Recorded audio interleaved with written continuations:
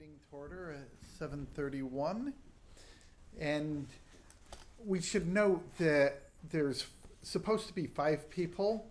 We have a quorum, so we can still decide it. However, since there's only 4 of us, it has to pass by 4 votes. So you don't have any margin for error. And so with that, we give you the option of if you want to defer and come back next month when hopefully we have a full group, or if you want to just proceed knowing that you have to get unanimous support this time.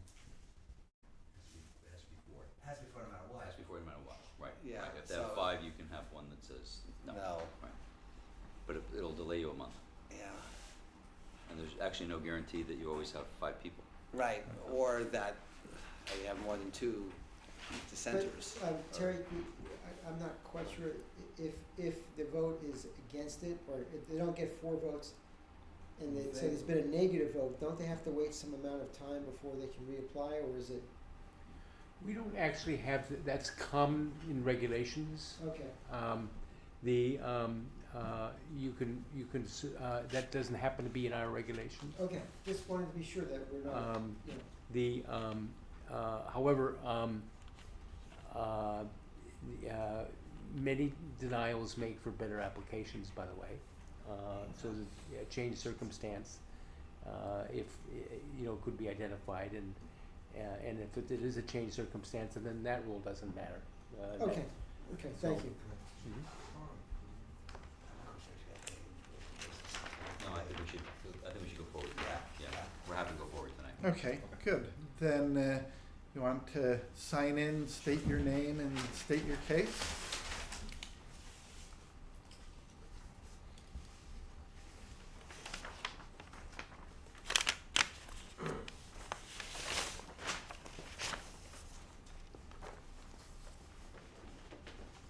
I guess we're the only item on the agenda, right, for that? Well, we also have to approve the minutes from the last meeting. But you don't have to be here for those. Good evening. For the record, my name is James Perito. I'm an attorney at Halloran & Sage. We have offices at 265 Church Street in New Haven. I'm representing Mr. and Mrs. Schaefer. They're the applicants. I also represent the trustees that own the property at 999 Racebrook Road. The Schaefers have both been born and raised here their entire life. They raised all their children here. This particular property, 999 Racebrook Road, it has been in Robin's family since, Tony tells me, their great-great-grandfather. So it's been part of the history for a long, long time. Robin and Tony have sold their home at 1 Overhill and have moved into this structure. The house dates back to the early 1800s, but it is unfortunately not in a position where it can be restored. It has a lot of physical issues to it. There's water issues, there's foundation issues, and other problems that make the home simply too far going to be renovated. They can live there, but it's not the home that they want to really sort of pour money into. So we're here seeking a temporary variance to allow more than 1 dwelling unit on a lot for a limited amount of time. The specific variance, as noted in our application, is from 3.14, which says the maximum number of dwelling units per lot to allow 2 single-family homes on the lot during a 24-month period, while the new house can be built, and then after the construction of the new house, the existing home would be demolished, so we'd be back to having a 1-family, single-family dwelling. First off, I'd like to present you with a letter which Tony had circulated to some of the neighbors. Can I just give this to Terry? I have copies if you want them, but Yeah. Well, actually, let's bring it up here. so Certainly. you can look at it.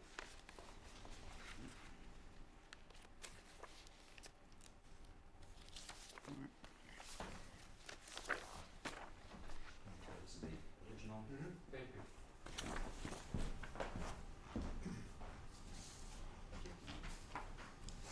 Thanks very much. You see, we have the folks at 6. I'll show you on the map in a minute. The 6 Pumpkin Park, 995 Racebrook, 7 Bunker Hill, and 1000 Racebrook. Eleanor Sheehy actually said she'd be happy to come here tonight, but we didn't really want, we don't want to put her out, so you don't have to. This is certainly sufficient. Two of the other neighbors are folks that are well into their 90s, and Mr. Schaefer frankly didn't want to even sort of approach him on it. He didn't feel that he wanted to bother them with that, and he hasn't heard that they have any issues. So we're not aware of any objections to the application.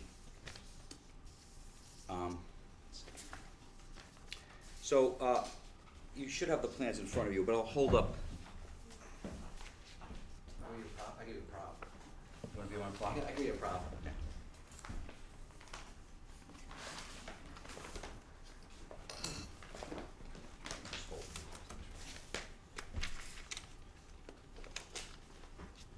Look, there used to be an easel in this room back when Yeah, that's years what I ago when I thought was too. town attorney, but we looked for it, it's gone. So what you have in front of you, this is the property. It is here along Racebrook. Here's the existing home. There's an existing barn here. There's a tennis court, small shed here in the back.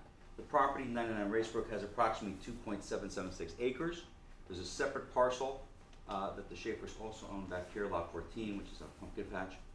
And you have Bunker Hill on one side, and then not our property, two other abutters in the Wilbur Cross. So what we're proposing to do is to, residing here in this initial house, and then oh, you're good, Chris. Live prop. Live easel. And so this shows the outline of the existing house, and this is the proposed new house in the back here. Once that's constructed and temporary CO or CO is issued, this will be demolished. So the barn would stay? Barn Yes, would the stay. barn would stay, the tennis courts would stay, but this would be gone. So I think you can sit. As you know, typically, when you're seeking a variance, you have to show there's a hardship. There's one exception to that, and that's a situation where you take the existing situation and you make nonconformities conform. And there's a couple cases, and I'll give you some copies of those. I think I've given them I've cited them in our papers, but they're worth a read, and they're worth certainly just a quick run through so I can go through that. I'm going to give one to Terry of each one. One is the Quetzal versus East Haven Board of Appeals. That's a trial court decision, came out in 2017. And the other one is the appellant court case, which is Hescott versus ZBA of the town of Stonington. I'm just going to give you a copy of these.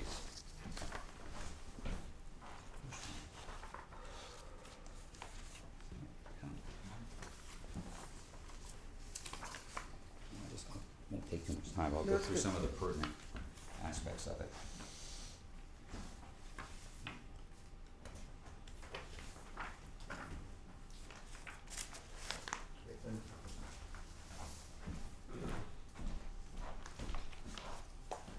So the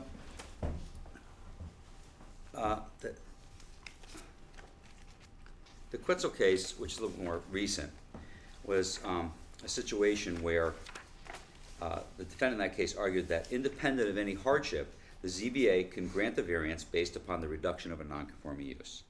And it quotes, and this is on page, I believe, 9 of that case, in cases in which an extreme hardship has not been established, the reduction of a nonconforming use to a less offensive prohibited use may constitute an independent ground for a variance. They go on to cite Vine versus ZBA and Hescott versus ZBA. Hescott is the appellant court case that really is the founding authority. Hescott was a situation where, again, they were eliminating and reducing the nonconformity of a present house, and this was a house that had some issues with respect to flood issues.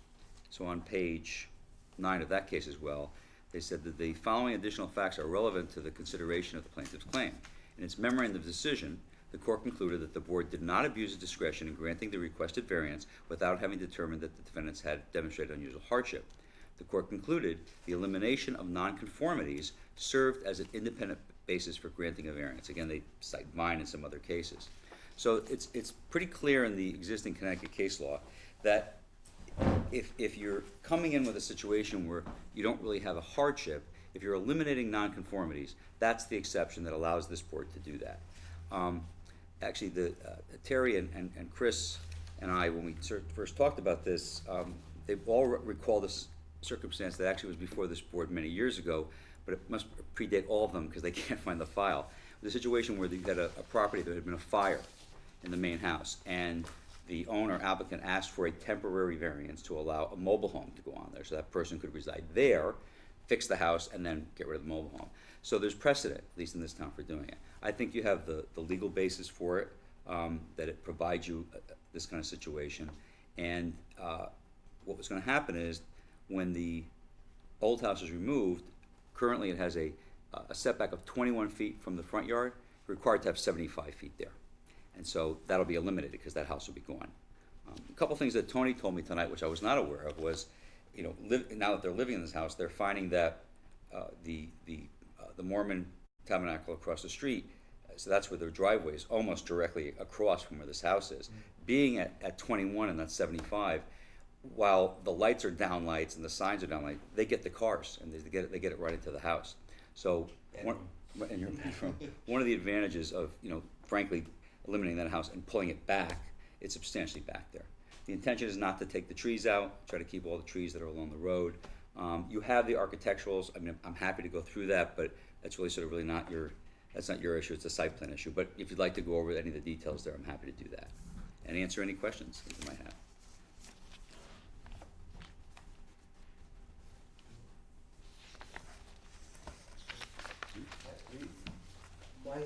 The thing is, once the house is complete, the new house is completed, the tearing this house down, that's the thing how can we be certain that that's gonna happen? That's the thing that I wonder about, because to move into the new house, you need a certificate of occupancy, and once you have that, I mean, I realize you have very good intentions to do it. It's just that I think it's something that you don't want to end up with two occupied houses on the same lot.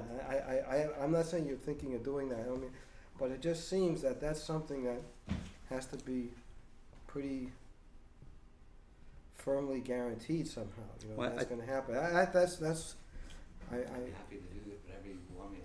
And then maybe if we could, post a bond, possibly, or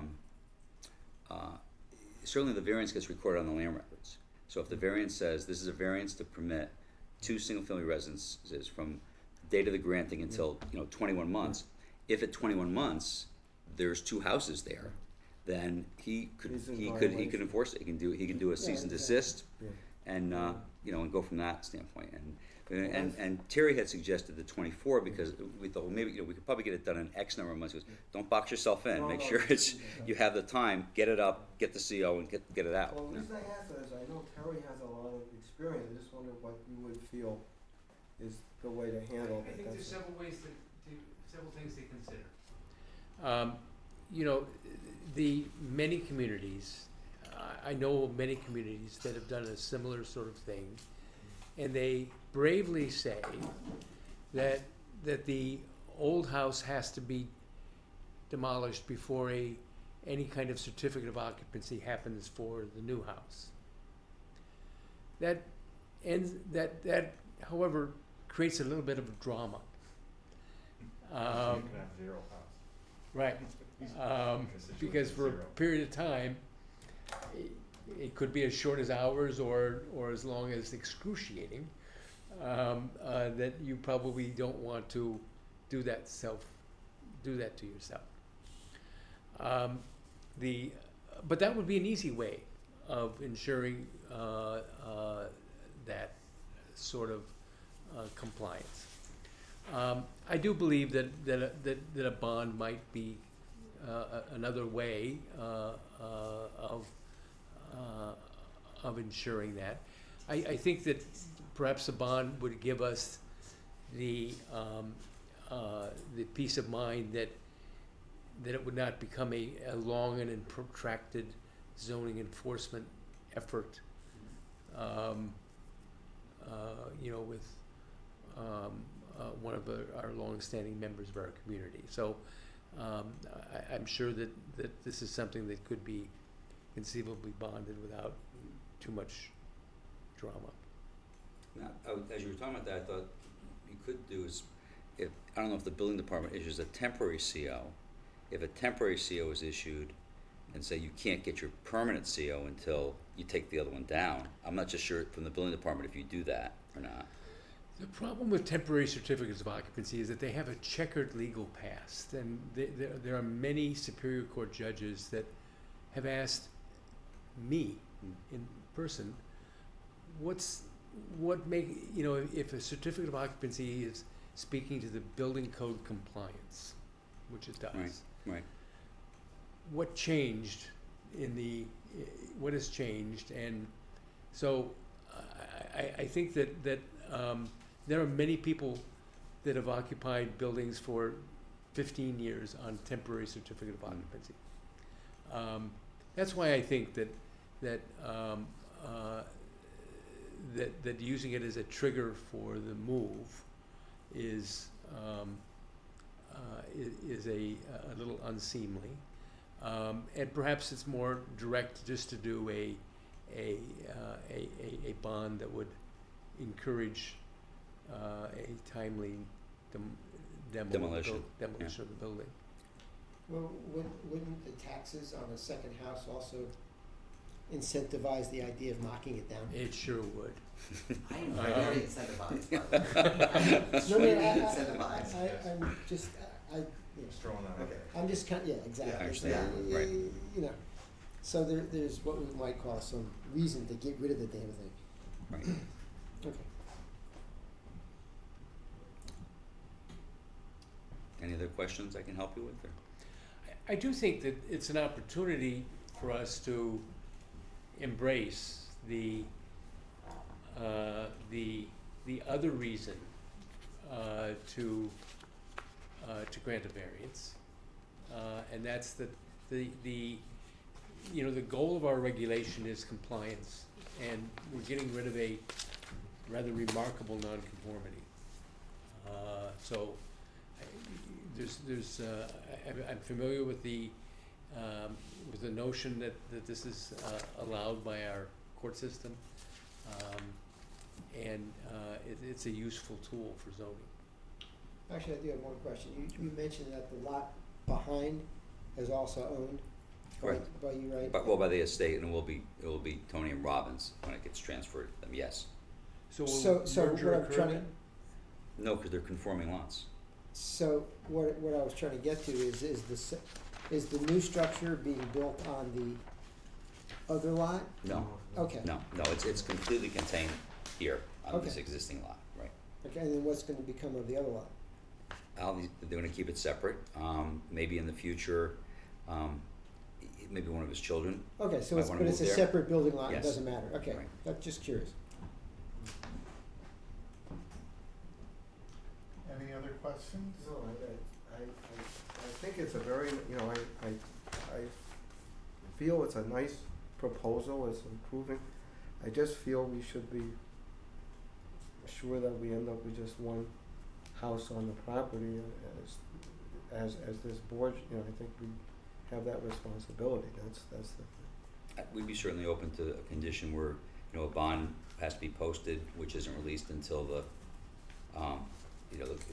time is up, and then the old house has to be removed, and it's not released until it's removed. Terry, do you know anything about because you mentioned there was a variance with the mobile home and you don't know any of the details around that? I recall it vividly. I can't find it. There was a fire. There was somebody wanted to put a trailer house next to their house while they're. I even remember where the fire was, by the way, in that. This body met and approved the trailer. The trailer was never installed because after granting the variance, and seeking the variance, the people realized, I don't want to have my family live in a trailer house. So they never put the trailer there. And I'm quite certain we've deduced that it was that it was before Christine's time, so it's, you know, we in our office, we call that BK. But I certainly recall vividly, and we've made a diligent search of our records and just frustratingly can't find that variance. Have there been other variances in Woodbridge that are for a time-constrained period? Not that I'm aware of. I think that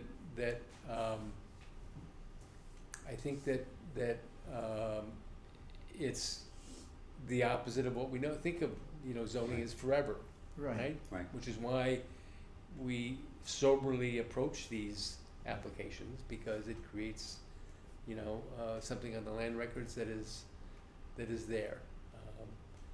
I think that there are other communities who don't find it as a big an responsibility as we do. But In those places, I've done this often in Branford, where I live, and represented people, and often the use to eliminate nonconformities are those properties along the shore, where they're not FEMA compliant. And it's an older home like this, which you wouldn't, it's not cost feasible to lift it.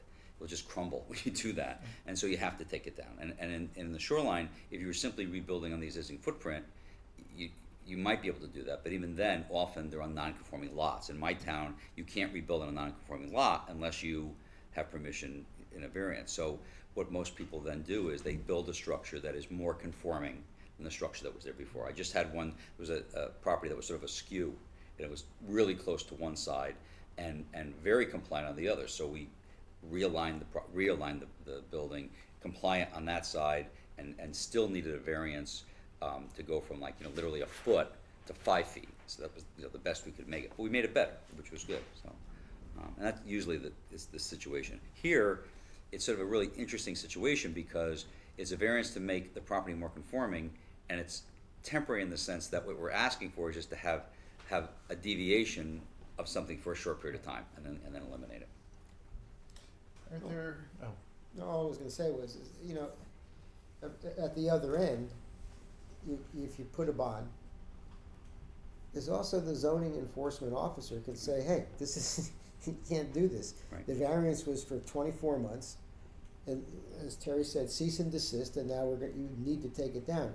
So it's not as though we're entering into this with no remedy, which is built in. The remedy is built in from day one, which is it's not compliant except for this time frame. Right. The zoning enforcement officer can come in and say, cease and desist, Right. you must take it down. So I'm comfortable with the idea that it has those safeguards built in from day one. But I'm just throwing that out. so are there other questions?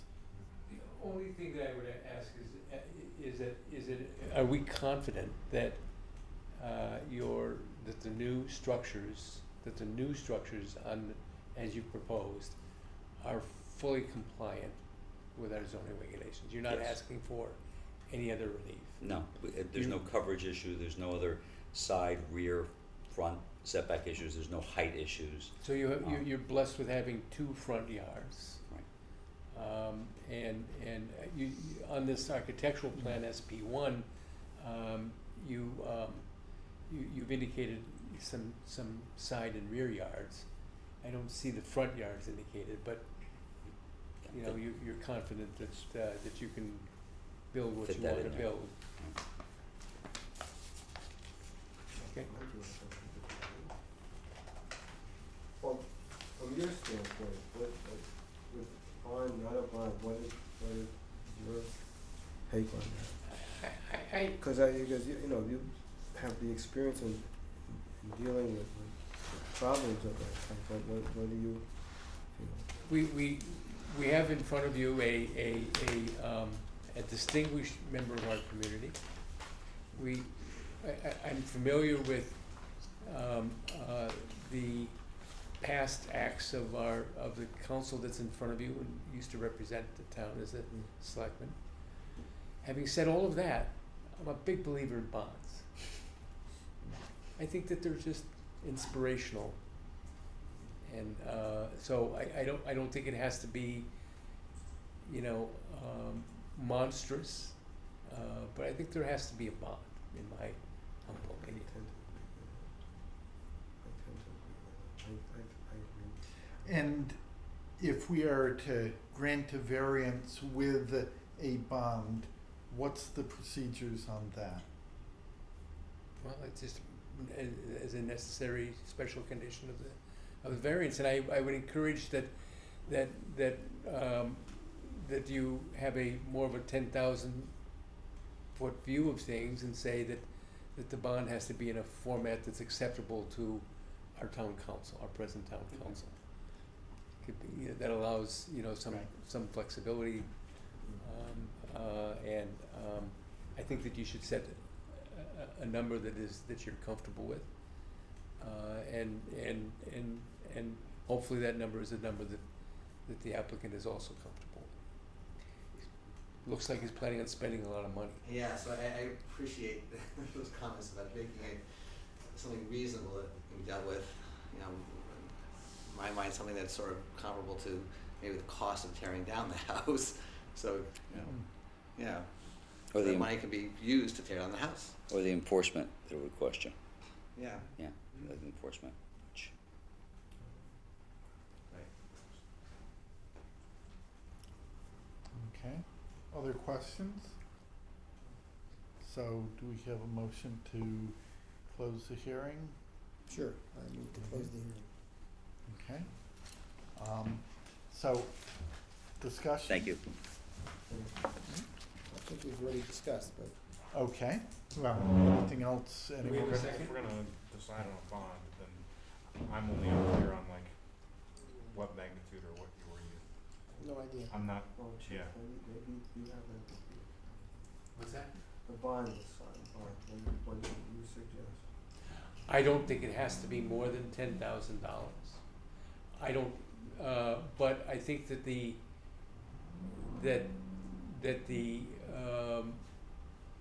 cost of demolishing the old house is not gonna cost $10,000 either. I promise you that if this applicant does not tear down this house, the town of Woodbridge will not call the bond and tear down the house themselves. Right. So I don't know that has anything. We Right. will probably hire lawyers. I can't imagine that we would spend, you know, $10,000 on legal fees to enforce this matter, but, and that number, by the way, is plucked Right, from the air. You know, is it 7,600? Is it, you know, 5,200?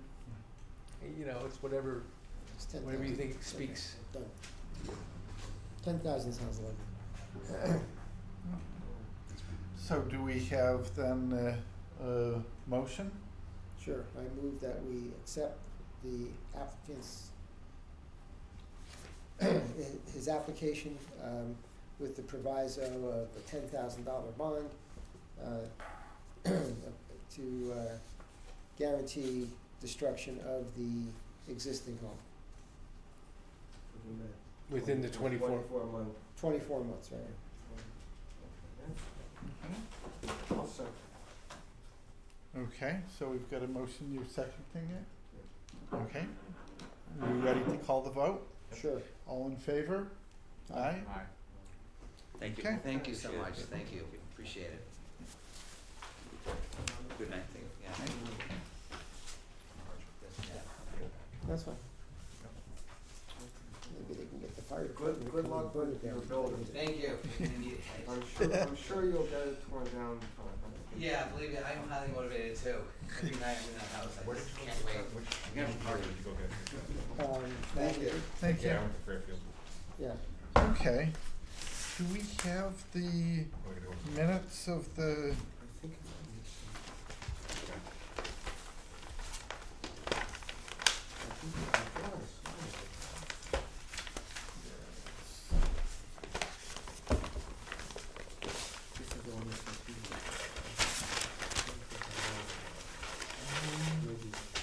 yeah, actually, no, this is the notice. This is the Minutes were not in my package. Yeah, so I think we will not vote on the minutes then. It'll be hard. Yeah. Okay. Well, okay, so then do we have a motion to adjourn? I move to adjourn. Okay, second? Second. Okay,